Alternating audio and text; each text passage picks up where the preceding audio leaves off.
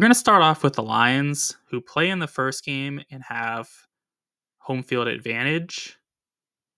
The biggest thing they have going in their favor is that Jared Goff is comfortably better than Caleb Williams is, especially with this game being indoors.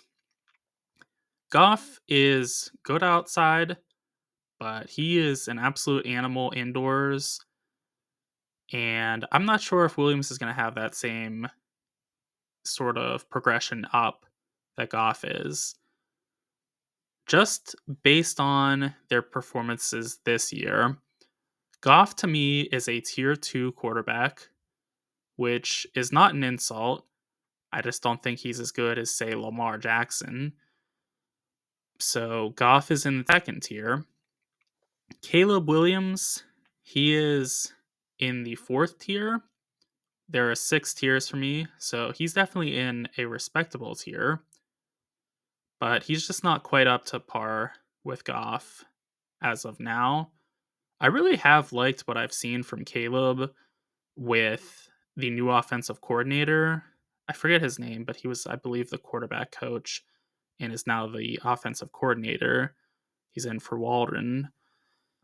I think that they've looked a lot better on offense, but I'm not ready to crown him or the offense because they just haven't looked great throughout the season. When I say they don't look great, I mean they have looked pretty bad. So the biggest thing after that for the Lions is that they're going to dominate the ground attack. They are third in expected points added for rushing versus the 20th ranked in expected points added rushing defense. If you're unfamiliar with expected points added, be sure to check out the video I did on it. It'll help you immensely to understand these stats or this stat because it can be used like multiple stats where it can help you define how well an offense, defense, or quarterback is playing. Rushing attack also, as evident by it being used in that regard here. So it's super versatile. Speaking of versatile, we have Amon-Ra St. Brown for our third advantage for the Lions. He's going against Kyler Gordon. And Gordon is a very good corner, a nickel corner to be exact. But he's no Amon-Ra St. Brown. The Sun God is fantastic. He is, in my opinion, the best slot receiver. And when I say slot receiver, I mean that they primarily play in the slot. There are obviously a lot of receivers that play sometimes in the slot, and I would say there are some better than St. Brown then, but the main competition for St. Brown would be CeeDee Lamb, and I think Brown is comfortably having a better year this year than Lamb is. So give me St. Brown as the best slot receiver.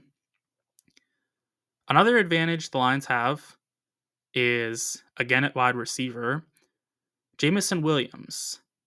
He is having a fantastic year this season. He's having about as good of a year, if not even a little better than Amon-Ra is. And that's really saying a lot because St. Brown has been doing this for years now at a very high level. So Williams, he's excellent. He's going to be going against Tyreek Stevenson. Stevenson is a corner. That's how I would describe him. He's not awful, but I would say if I had to describe him in a more precise word, I would say he's a bad corner. He does have good athletic abilities. He's very fast, he's agile, but I just feel like technically he's not very refined at this point.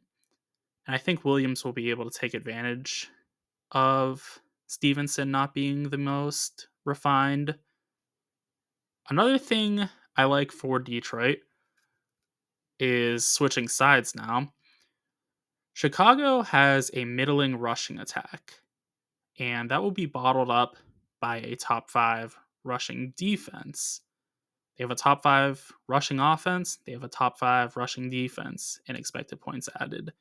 So they're going to control the line of scrimmage in most regards because they're going to be able to run and they're not going to allow you to run on them. That's pretty major.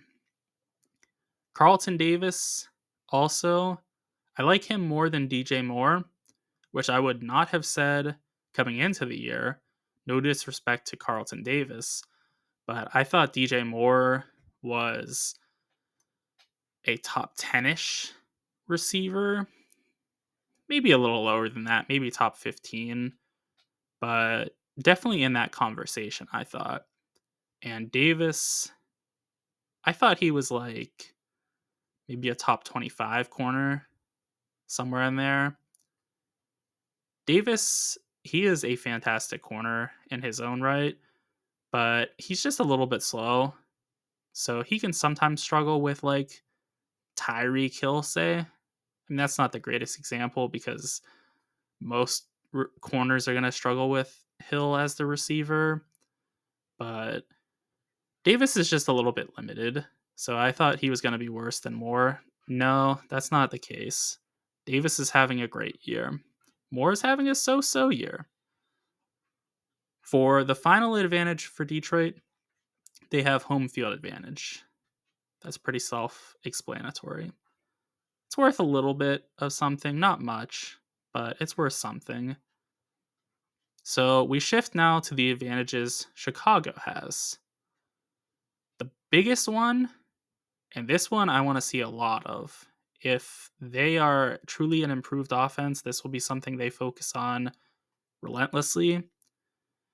Kindle Vildor will needs to be attacked relentlessly. I don't want to come across as being rude, but Vildor is a replacement level cornerback, and the Bears have multiple receivers they can attack him with. Be it DJ Moore, be it Keenan Allen, if they have him outside, Rome Odunze, of course, maybe the best of the bunch, Odunze. They have lots of receivers that they can attack him with. And I think they have a real chance to have a lot of passing success if they primarily go after Vildor.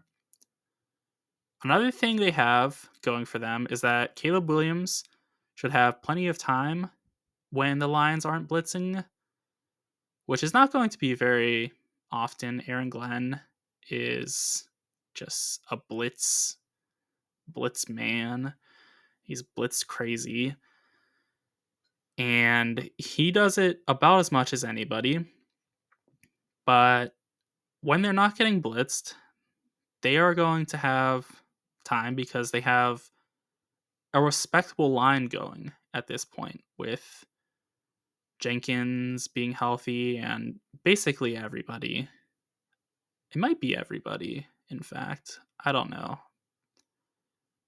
Either way, they have most of the guys intact and they can put up a fight as a result, which has not been the case for much of the year. Another thing I like for the Bears is that Williams will be able to scramble versus man coverage, which is pretty massive because the Lions do play a lot of man. They blitz a lot, so they're going to play a lot of man consequentially. And Williams can really have success against the man coverage, both when they blitz and when they're not blitzing.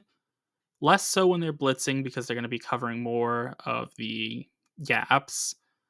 But when they are not blitzing in particular, Williams will be able to get out and run because there's not going to be somebody watching him unless they spy him, in which case they're going to have increased time, the Bears that is, to process what's going on. That's going to present an issue in and of itself. So I like Williams' wheels in this matchup.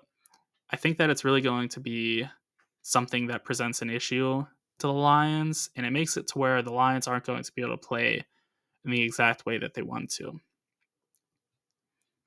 If you couldn't tell, I like the Lions to win, and I like them to win pretty comfortably. There are definitely some things the Bears have going for them, but it's just not much compared to what the Lions have. The Lions have a greater number of things that I like. They have a greater intensity of things that I like as well. So I think the Lions are going to win pretty comfortably here.